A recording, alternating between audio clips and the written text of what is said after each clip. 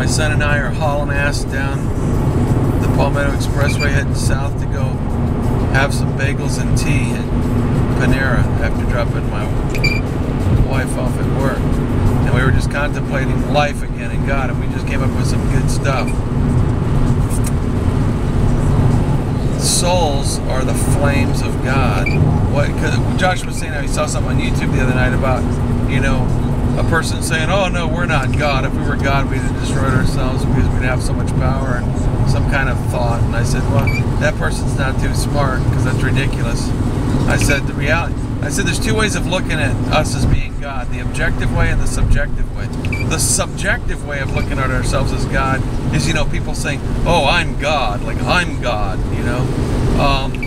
And a lot of people don't like that concept. Oh, I'm God. Like, who do you think you are? I'm God. You know, the objective way is to say, no, I am God in this body. The body is just a vehicle. So I am God in this body. I'm God in that body. I'm God in that body. Everybody is God in the body. So the point is that God is the ultimate source of all things. God is the ultimate soul, the ultimate source of all energy. That is God, which cannot be disputed. God is bigger than any religious concept of God. God is not some man with a white beard sitting on a throne somewhere like religious-minded people think. God is the ultimate source of all things, and as all the human body is a vehicle that the soul gets in. So I was using the example of, like, take a flame, right? If you have a candle with a flame on it, all right? Now you can put another candle wick into that flame, and another candle wick, and another candle wick, and another candle wick.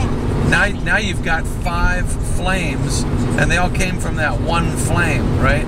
So the flames are like souls. My son Josh said, so the flames are like the soul. I said, right. So we thought, that made me think the flames are souls are the flames of God. So essentially that's what it is, yes. And then we were talking about fire. Think about fire. Here's how you can further draw the analogy. We were thinking how fire itself is a mystery. Fire needs something to burn. It needs carbon. It needs something to burn. It needs oxygen. Just like the body needs oxygen, and the bodies wither away essentially because the soul is burning up the body. Essentially the soul consumes the body, and that's why bodies eventually deteriorate and just grow old and decrepit and die, because the soul literally burns up the body. The body cannot handle the soul. The soul is great. The soul is God. So you are God in that body. I am God in this body. So all the body is a different vehicle. See all the vehicles in front of us driving down the road? They all have souls in them. Right there. That's a soul driving this car down the road, right? So see those hands operating this vehicle? Likewise, the flame of God is inside of that body right there, operating that body. The flame of God is inside of this body right here, operating this body. So souls enter bodies the same way bodies enter cars. People are using cars to get around. Souls are using the body to get around. What is the soul? The soul is God. So you are God in that body. I am God in this body. We are all God.